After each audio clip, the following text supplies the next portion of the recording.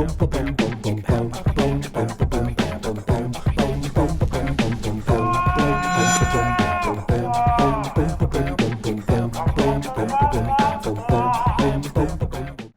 and welcome back to attempt number 9732. One day we'll get this right and we will finally put one on our YouTube channel. But this eventually, could be it. This could be the one. This could be the one. This could be the one. So, action. Welcome to our podcast, which is called ADHD Generations.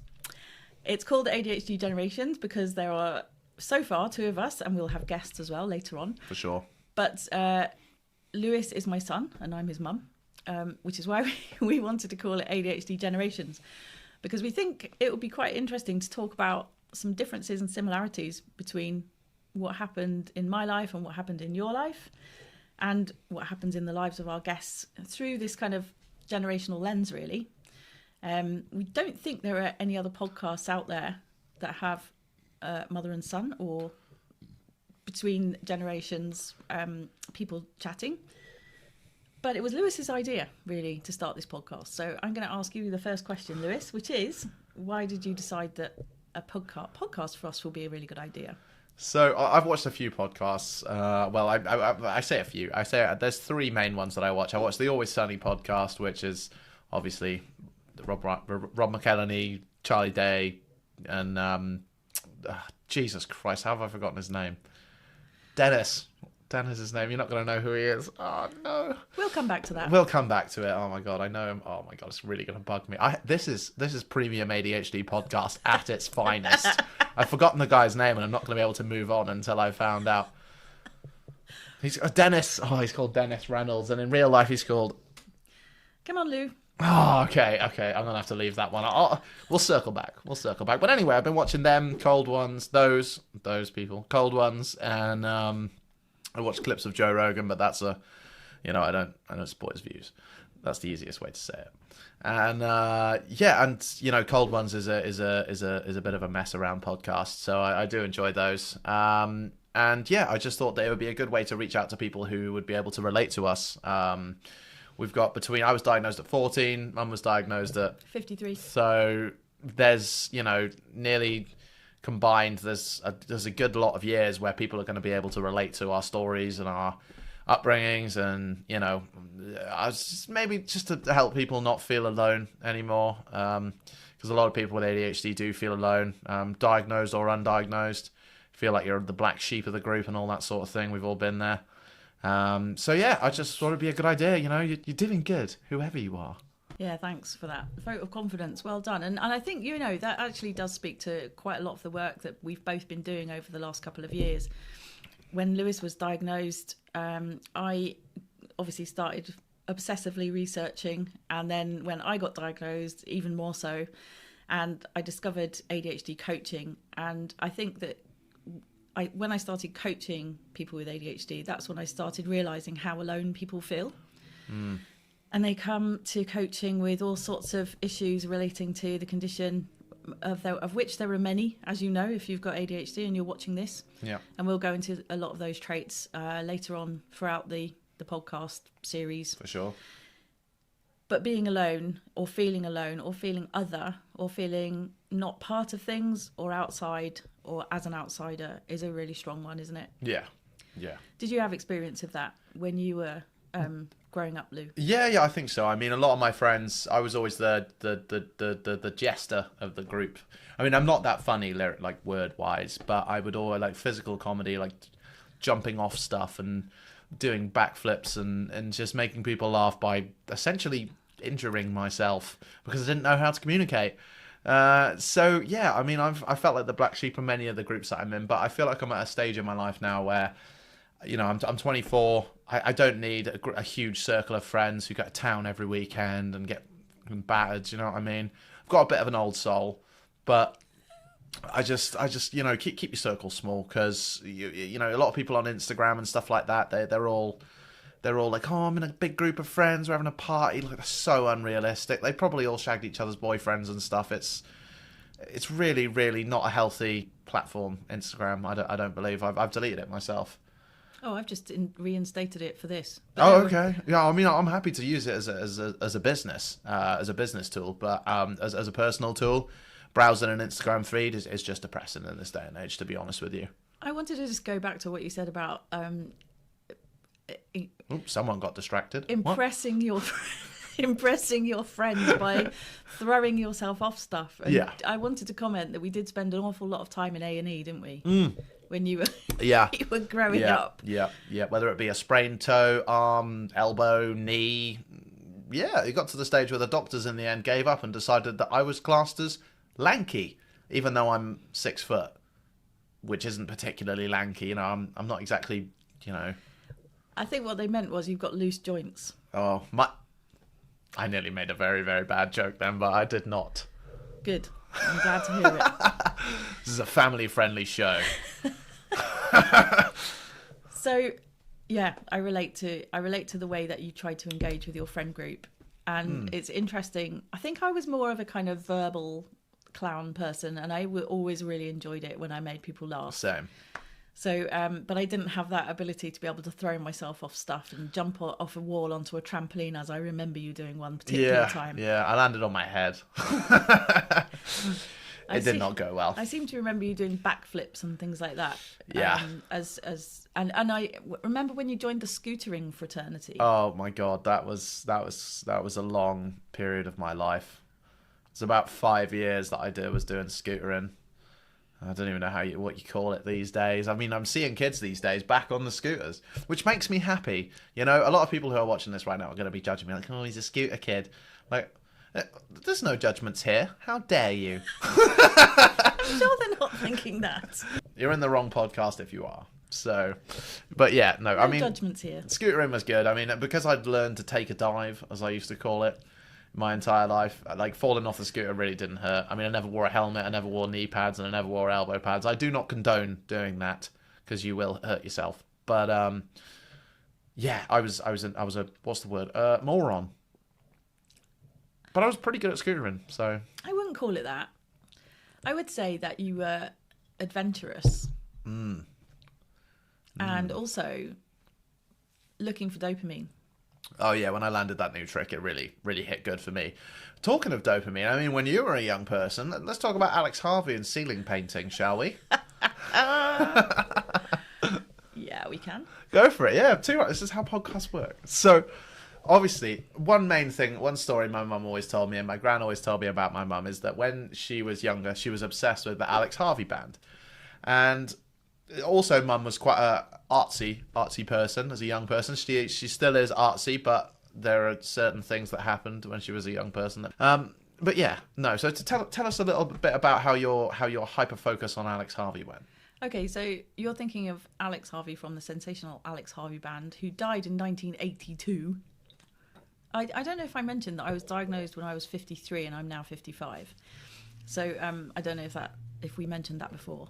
We've done a couple of rehearsals and now I don't know what we've said and what we haven't said. I think we did do that. I think we did say that, yeah. So as a young person with ADHD, I had the usual kinds of obsessions that people have. And I had this relationship with music, which is a bit weird. A lot of people listen to a lot of music all the time. I only listen to music very rarely. And when I do listen to it, I'm completely obsessed by it. So I was obsessed with the sensational Alex Harvey Band from the 70s. And I painted the cover of The Impossible Dream on my bedroom ceiling. She says this, the right? Whole bedroom ceiling. The whole bedroom ceiling, and that is what I was waiting for. Yeah. It was more of a mural. It was a mural. Yeah.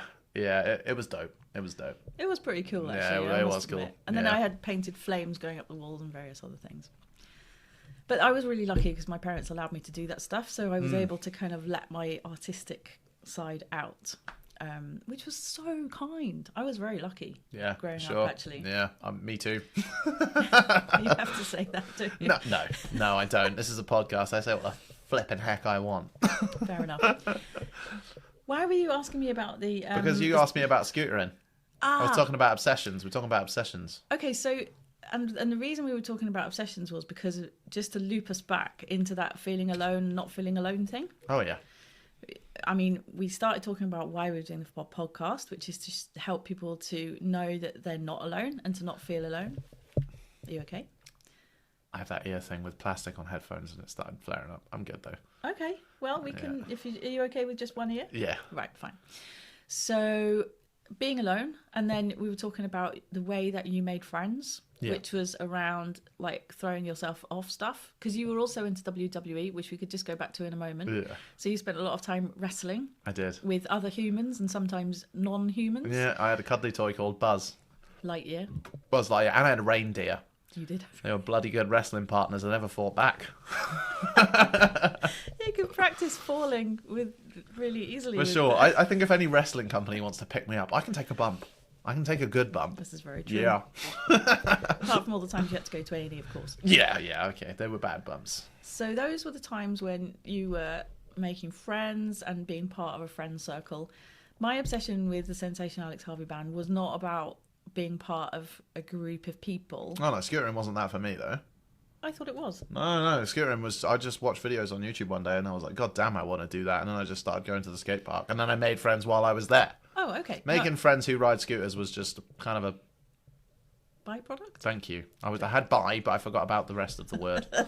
That happens to me all the time. Yeah, hailstones, for example. Vultures, I forgot the word vultures for 3 weeks. That's fair enough. Yeah. I can relate. Yeah. So you, as a byproduct of scootering, you came across a kind of group of people who you got to know and you were part of their group. Yeah. I mean, I'd never say I was particularly friendly. Like, my friends picked up a scooter because I did. Like, one of my oldest friends, Reese Wheeler, started because I did. The boys in the village, they started because I did. It was I don't know. I wasn't a trendsetter exactly, but it was very, very popular between everyone at the time. And yeah, I didn't really... I'd make friends when I went to the skate park, but I didn't go there with the intention of making friends. All I wanted to do was land a backflip, and I never did. Maybe if we hit 1 million subscribers, I'll try a backflip on a scooter. How about that one? I really think you'd end up in hospital, and I really don't think it's a very good idea, especially now you're older and more brittle. Oh yeah, my legs are basically made of glass. They're not very good, are they? No. So my music obsessions didn't really also... it was part of my friend group. I did have a really strong friend group as a teenager. Always been jealous of that. Yeah, and I know some of those people still now, even in my 50s, and some of them are turning 60 now, which is really very scary. When your friend group who you remember from secondary school starts turning 60, you'll be like, oh my God, where's life gone? Pure panic. They're very good people, and music wasn't a big part of why we were friends. We lived in a village in South Buckinghamshire, and I think part of the reason that we were friends were because, little known to us, probably quite a lot of us were neurodivergent. They're all riddled with ADHD. You can't say that about my friends. All we can do is surmise that there may have been some neurodivergency. Yeah, they're going to watch this, aren't they? Oh, of course. There may be some neurodivergency among some of my friends who I've had for many, many years. I've diagnosed 8 of them. That really doesn't surprise me. So, so I think we probably had something in common that we didn't realise at the time. And, South Bucks is quite rural at the time. And we all went to our secondary schools and we all lived in the same village and we saw each other at the playing fields and shared cigarettes and all of those things. And then we spent a lot of time together. So I think it wasn't the music that held us together. If I look back on it, I'd probably say, oh yeah, we had loads in common. But actually, probably the thing we had in common was the thing we didn't know we had in common, if that makes sense. A lot of NDA, a lot of ADHD friendships and relationships end up like that. Yeah, for sure. I mean, a lot of people, you'll meet a girl or a boy or whatever you're into, and next thing you know, you're both diagnosed with ADHD. One of you's got it, and then the next thing the partner's like, hang on a cotton. Well, you can't say that. Hang on a minute. Like, you can't pay attention. You don't listen either. And that's, yeah. I mean, a lot of my relationships have ended very similarly because we just clash heads and neither of us knew at the beginning. Yeah. So when I first got diagnosed a couple of years ago, it's nearly 3 years ago now, I know I wrote a blog post called Birds of a Feather because I realised that nearly all my family, nearly all my family, well, most of it, if I'm honest, 9/10. and nearly all my friends and everybody who I was really close to, like really properly connected with, was most likely neurodivergent or definitely neurodivergent. And that's really interesting. You can go through 53 years of your life, and those are the people that kind of stay with you. Sometimes they don't stay with you. Sometimes they get distracted. Yeah, quite. Your paths, your paths go apart, and then sometimes they come back together again. But the people who you have that connection with tend to be the people who are like you and who get you and who don't judge you, and you don't judge them either. And that's really lovely. Yeah. Yeah, it's a lovely thing. It's nice. It's very, very nice. Which means, I think, that we don't have to be alone. And many people who we meet along the way, when we're either doing coaching or when we're bringing together networks of people to support each other, or all sorts of other things, when we talk about things like podcasts and a charity that we're working on at the moment, those people often use the phrase that they've found their tribe. Yeah. For sure. I think that's a really nice expression. It's a nice one. Yeah. And for some people it doesn't happen for a really long time, and for other people it happens kind of straight away. Yeah. And I think it happened for me quite early on. Yeah, well, you just kind of threw yourself into it. Like, they went, here's a diagnosis, and you went, oh, here we go. You just dived straight in. And then that was it. ADHD is now Esther, and Esther is ADHD. That is true. They have moulded into one. It's a bit of a worry in a way, because I'm like, how do I rest? How do I relax? We should do a podcast on rest and relaxation. And I think if the theme of this podcast is around, reaching out and I think so. Being alone. I think so. I think that's what it should be. I think that's what it's moulded into. It is, isn't it? Yeah, it's quite good. So addiction and, well, I don't really want to talk about addiction in this podcast, but isolation is something that can occur for people who find themselves in a situation where they're using various things to make them feel better. Yeah. So isolation can also occur with various mental health issues as well. Mm-hmm. And we've come across people who are out there who are alone and who are isolated for lots and lots of different reasons. Yeah.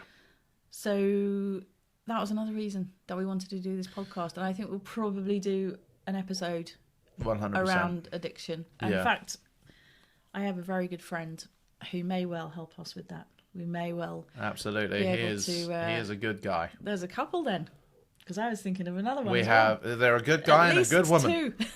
At least good guy two. and a good woman. Yeah. I mean, obviously Is it rude to invite someone online? No, like I mean, this? like, hey, do you want to come to a podcast about addiction? It's okay if they if that's their line of work, I think. Okay.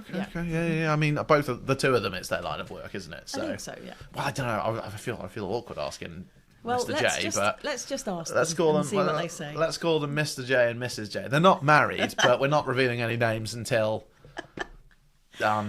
Until we've asked them, basically. Yeah, pretty much. Yeah, that's what I messed up on the first podcast, is I revealed everything way too early, and obviously we didn't check with anyone.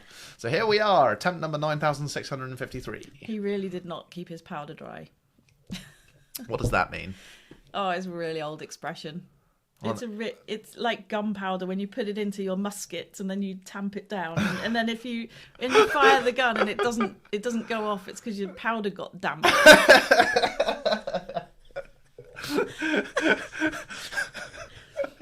You learn a new thing every day. Jesus Christ! Yeah, it probably works for cannons as well. Yeah. I've hit the red a couple of times. I've had to move it away. It's when you're laughing. Yeah, I have a really loud laugh. I'm sure all of you people who just had to turn the volume down are very well aware of that. Well, that's okay, as long as we know. I'm sure people will forgive us, bearing in mind it's our first time. So isolation then. Being alone. How about school for you? I hated it. The entire thing. I hated conforming to the ideology of some stuck-up, undereducated idiots who were my teachers, excluding my history teacher and English teacher. They were very nice. They were lovely. They're what teachers should be. Also, this is what teachers should be. So yeah, honestly, teachers, you get your act together, man. Okay.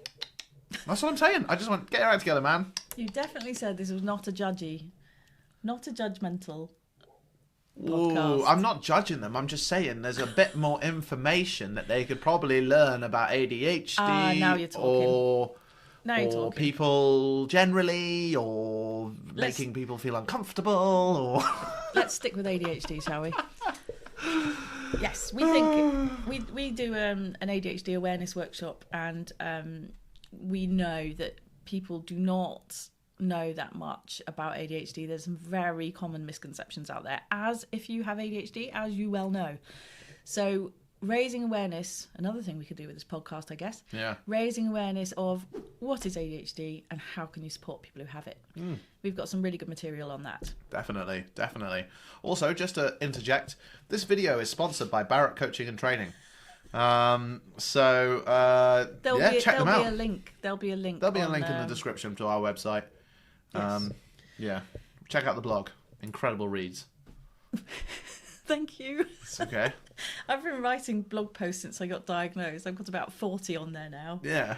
Maybe we'll just put videos on the channel of Mum just reading them out Well, in the most posh accent she can conjure. I did actually start making videos related to each one of the blog posts, but I've done like 3 and there are another 37 to go. You know, you also are how much stuff are you juggling right now? You don't have to name it all, but just discount it. So you got No, you don't have to count it. It's absolutely fine. I am juggling stuff, but it's fine. So back to your school days. Isolation, being alone. Isolation. That was a bit of a boost Mighty joke. Boost joke. If you like the Mighty Boost, put it in the comments and get Noel Fielding to make season and Julian Barrett to make season goddamn 4 because we're all waiting. That's true. So, do you want me to tell you a little bit about if I can remember, anything about being alone or anything at school? I was very lucky in as much as the very first school I went to was like primary school. I went to a couple of primary schools.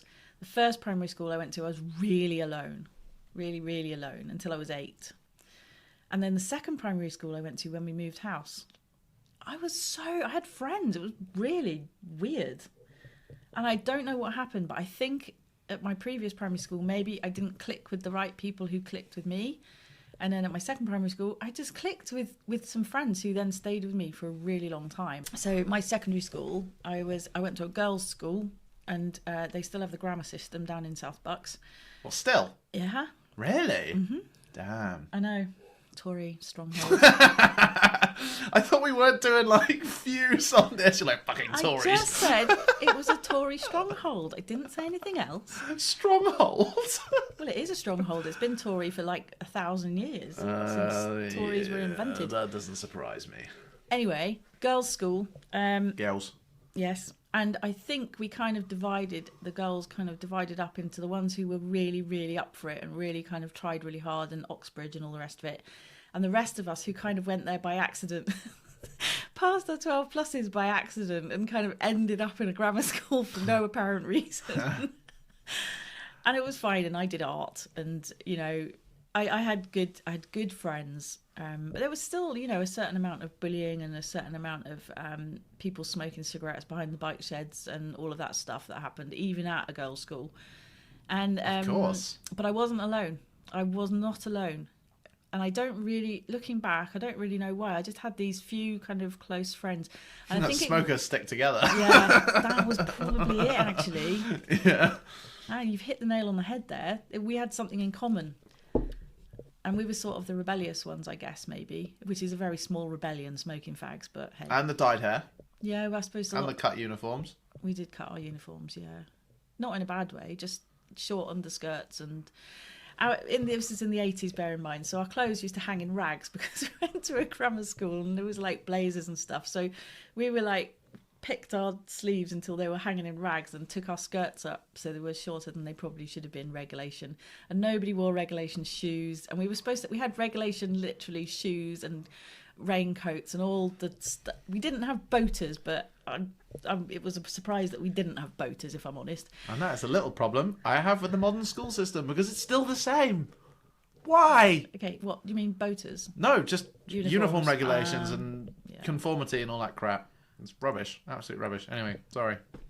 Yeah, but I did have friends, and I think a lot of that was to do with we all wanted to have a cigarette at the break time. So you haven't really said how it was for you in school in terms of, you've talked about being a sort of class. I mean, we can go there if you want. Physical class cat We clown. can go there if you want.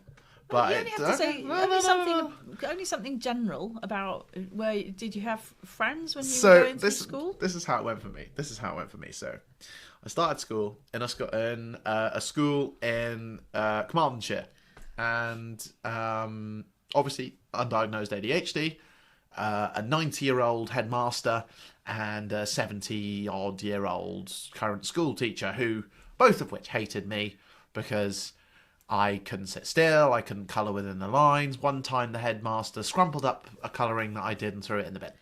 And I always remember that. I was about 5. If I had known that had happened, I would have gone round there. No, I didn't know. You told me years later. Really? Yeah, you didn't tell me at the time, because I would have gone round there and complained. Because I had ADHD, I had no idea. In the end, Mum did take me out of the school.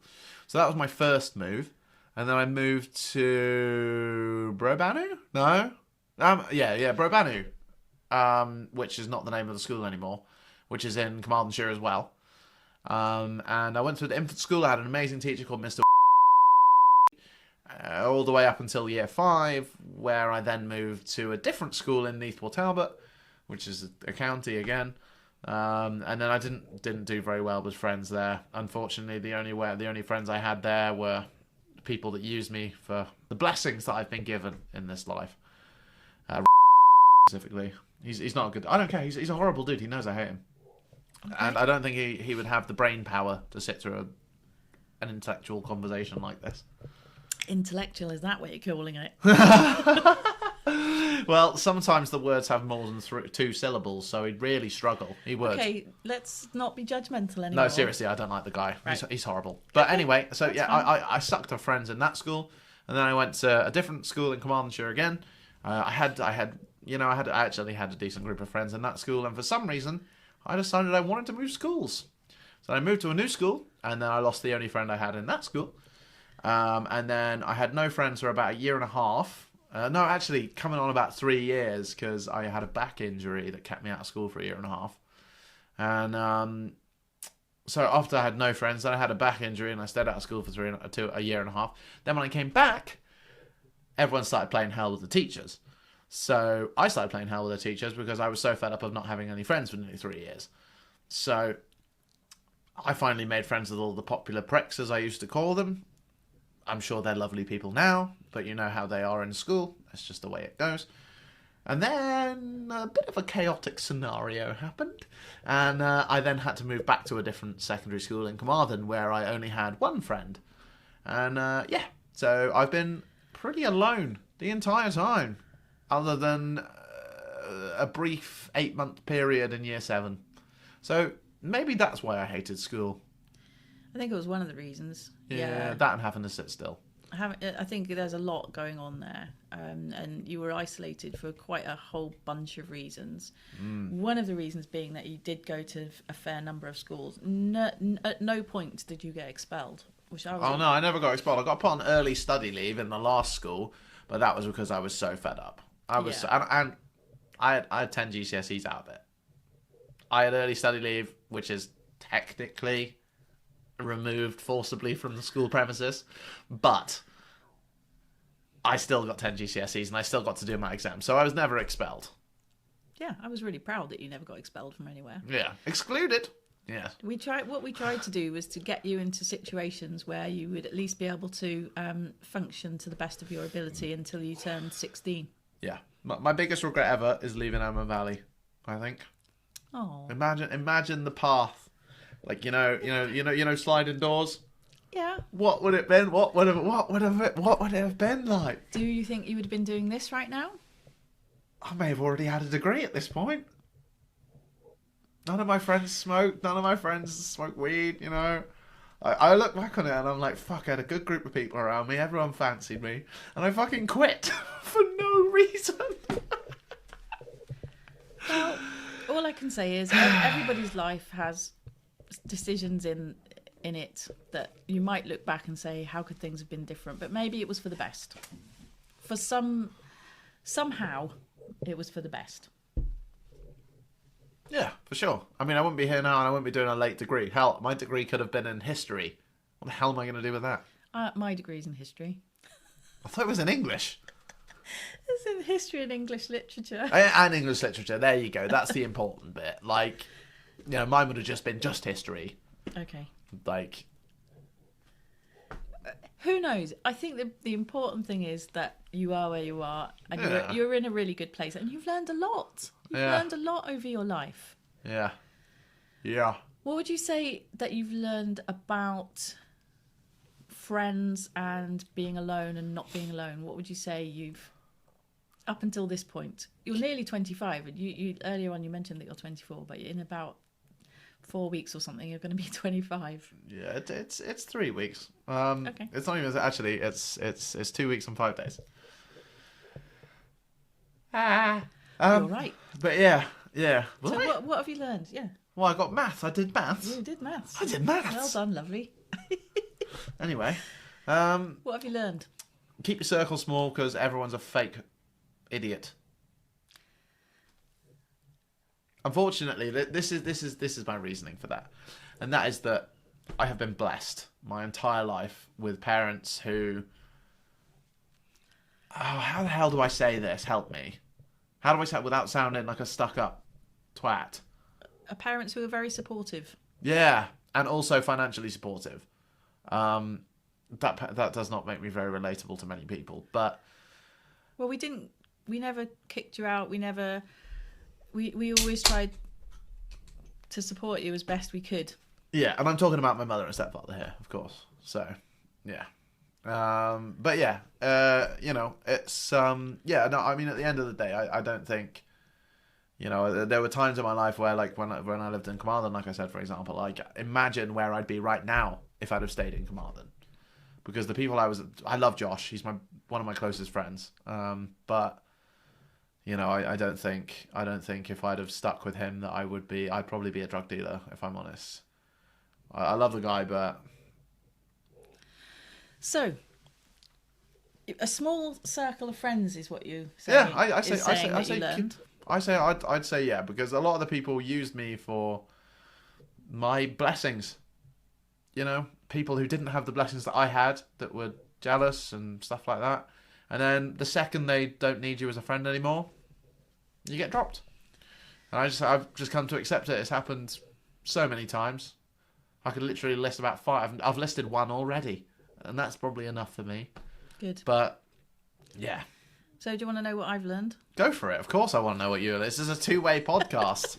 This is why I said we need to do more than 45 minutes. And you're like, no, I have shit to say. God. All right. Calm down.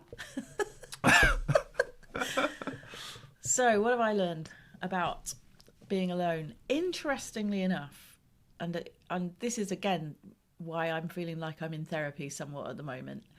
When I was a young person, I always wanted to be with other people. I couldn't be on my own for 5 minutes or even 10 minutes.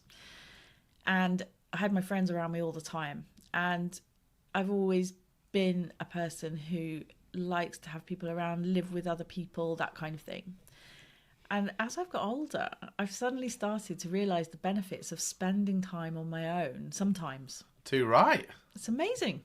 Same. But that's out of choice, not out of necessity. I agree. I'm not lonely and isolated. I'm Giving yourself a bit of me time. spending a bit of time on my own to just Dating yourself. not exactly. Whoa. What's that face there? That face there. That is the wrong face for dating yourself. It's like a thing. I know. Me time. Yeah. I spend my me time playing FIFA. You do. And other games too.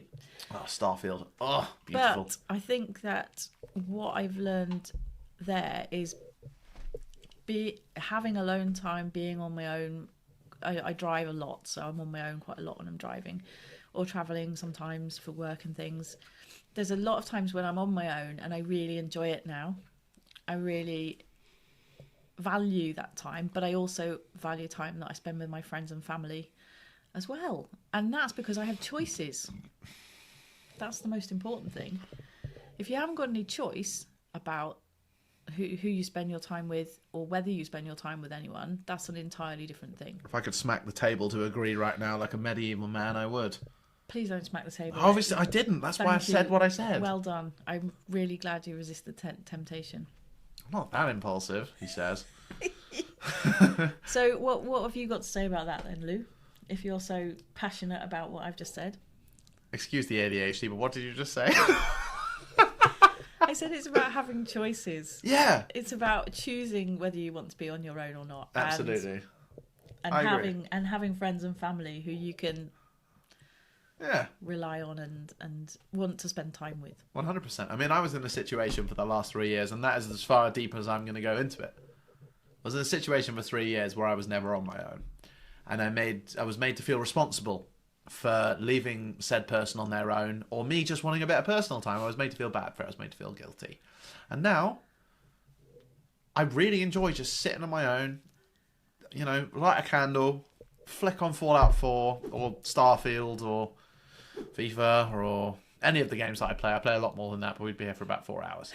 So, you know, I really do appreciate the time that I get on my own now. And yeah, sometimes, you know, when you've had a couple too many drinkies and you've been on your own for 3 hours, you're like, oh, you know, I could do with some company, like just friends, like getting your friend over to play FIFA with you. I do that sometimes. I'll probably have over later. I'll play some FIFA with. He beat me at FIFA last time. Can you believe that? Imran is one of the smartest dudes I've ever met, to be fair, but he fucking beat me at my game I've been playing for 10 years. He just comes on the first time playing it, beats me. Ridiculous. Such is life. We all have challenges. Yeah, I do suck at life, you're absolutely right. Such. I know. But yeah, no, honestly, I've come to really appreciate the time I have on my own. I don't feel lonely anymore. Before the 3-year situation, I felt like I constantly had to be with people. But now, I appreciate the time I have on my own. It's really, really nice. So, if people are watching this and they do feel alone, is there anything we can suggest? Is there anything we can signpost? If you're from Swansea... Well, that's very specific, but yeah. If you're from Swansea, there's a Swansea People's ADHD Network on Facebook. Join the group, message the admin, put a post in there. We'd love to meet you because we both attend most of the meetings. If you're a woman, then there's the Swan group, the Swansea Women's ADHD Network. Can't believe I got that right. Reach out. Mum's one of the admins. There's also a couple of other lovely people who run the admin for the group on Facebook. Get involved. Obviously, we want to make this a UK-wide, hopefully worldwide thing. But obviously, at this current moment in time, it's kind of Swansea-wide. Yeah, and what we want to do as well is, clearly we've started in Swansea because that's where we live, quite near Swansea, without giving up too many details. Near Swansea. So, what we'd like to do is to encourage and support people around the UK to set up their own in-person groups. Yeah. Shall I say a little bit more about why we set the Swans up? Go for it. It is relevant 100%. It's not feeling alone and why we're here. Yeah, it is relevant to that. So when I started coaching, I met some amazing people and I didn't want to lose touch with them. And because we had made some connections, especially with some women who I'd coached, I thought, let's get together and... I am listening. I'm trying to communicate with you without interrupting you. Okay, fair enough. I don't have my phone with me. I know, I'm going to write it and then show you. Oh, okay, fair enough. I don't have my glasses on either. We've done more than 45 minutes already. Okay, good. So... I just like to be right. I do apologise. Anyway, carry on. Well, we're talking about the Swansea Women ADHD here. Sorry. It's okay.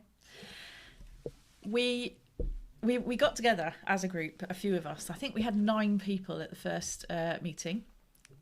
Looking at your watch, that's so distracting. I had a message from Pokemon Go. All right, fair enough. We thought, let's get together in person. There were lots of online forums that we can join, and that's great. ADHD Women, ADHD South Wales, lots of forums. Great. Like Reddit and stuff. Reddit forums, Facebook forums, lots.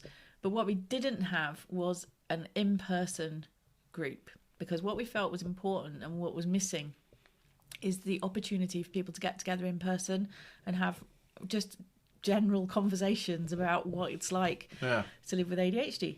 So we had 9 women at our very first meeting, and I can't remember how long ago it was, but I think it was about a year. I don't have a strong sense of time, but it was about a year ago. And we set up a Facebook page to invite women, that was with the Swans group, to invite women to join our group and get together in person. So the last time we looked, which was a couple of days ago, we had 204 members of that group, which has only been going for a year, and is specifically for in-person meetings. Now, we don't have 204 people turning up every time. That would be crazy. But we do have probably about 30 or so people who come along to some of those Wednesday meetings, which is lovely. And probably another, 160 who would like to come along, or who maybe enjoy and want to be part of the group but feel for whatever reason that it's very difficult for them to come along in person. We know that people can get very anxious. We know that people can find it very, very difficult to walk into a room for the first time, For sure. when they know there's going to be a group of people there who already know each other. So if you're out there and you're a Swan, please do come along. We are very friendly and we'll welcome people with open arms, of course. So we got that group, and then of course we wanted to widen that out to everybody, to be inclusive of everybody. So we created the Swansea People's ADHD Network. I think we've got quite a lot of members, about 50 or 60 members of that now. And back to my point, which was, if you're out there and you're thinking, what I really need in my life is an in-person meetup, please do get in touch and we can give you some support about how to go about setting up an in-person group, which is not rocket science, to be fair. We just set up a Facebook group and invaded the village hotel, foyer every other Wednesday. That's all. We didn't book it or anything. We just turn up and we'll buy like a lime and soda from the bar and have a really nice chat. And we usually have about 10 people or so who come along, different ones every time, sometimes the same people. And so I think that this idea of bringing people together in person is going to be really important to all of us as we start to, more and more people start to get diagnosed, more and more people come together. And another thing that speaks to the whole generations thing as well, isn't it, Lou? When we do the Swans group and the Span group, which we lovingly call the Spanners, we or the lack of attention span. Good one. What we find is there are people of all ages come along as well. So it's very much a generational experience. We've got older ones and younger ones. We've got university students. We've got people who work in various different jobs and roles. And we've got people who are older as well. So that's also kind of looping us back round, I suppose, into the kind of idea of generational ADHD. And sometimes having those friends and people who are supporting you don't have to be of the same generation that you are. For sure.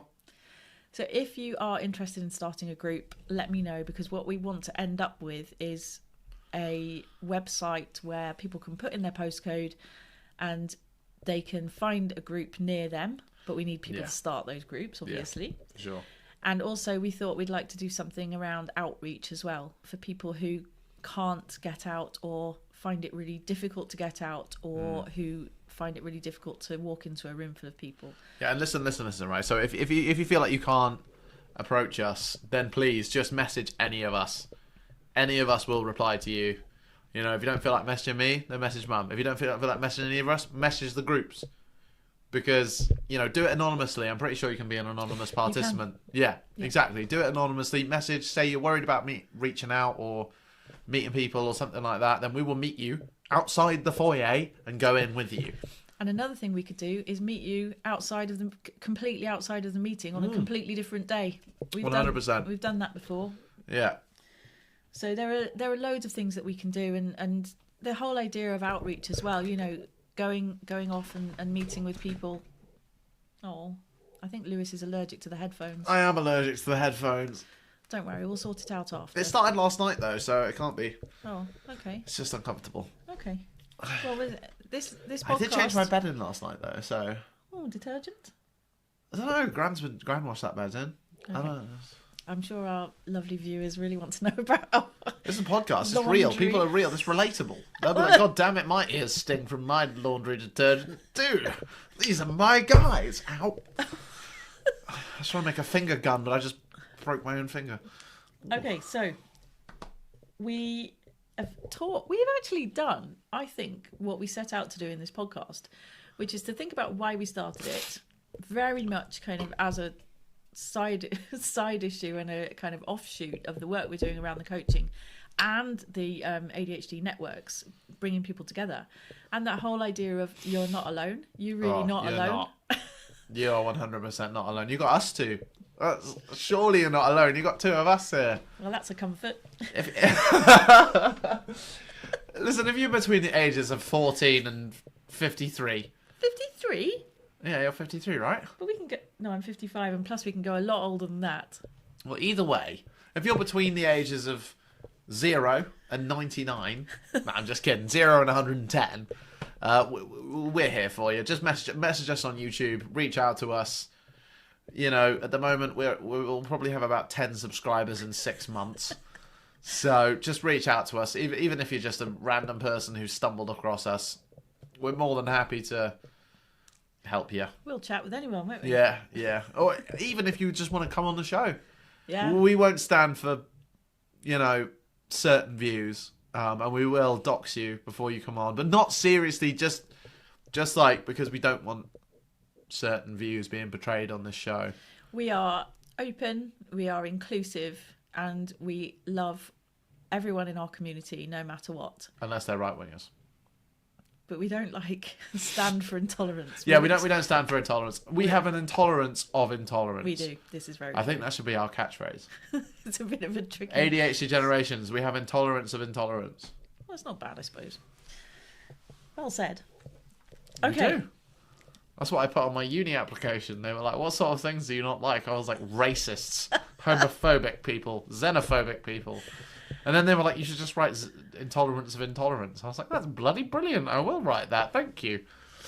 See what I am very proud of you, Lewis. Very proud. I think that we should end our first episode there. Okay. Because I think my ear's bleeding. Oh, bless. We've talked about all the things we wanted to talk about, why we're doing it, and we are really looking forward to doing the next episode. If anyone ever sees this, please do put in the comments if you have any ideas about a theme that you'd like us to cover in our podcast episode, or if you have a guest or yourself who you think would be a really good person to be interviewed by us. Too right. Us roughly along the themes of ADHD generations, which pretty much covers everything, to be honest. I think. Yeah. Do you want to say goodbye, or shall I? I'll start. So, thank you for watching. I don't actually support Notts County. This t-shirt, I literally support Jake Bugg. If Jake Bugg would like to come on this podcast, I would give anything. But other than that, that's me signing off. Thank you for listening. Thank you for watching. And there's no judgment here. Thanks, everyone. See you soon.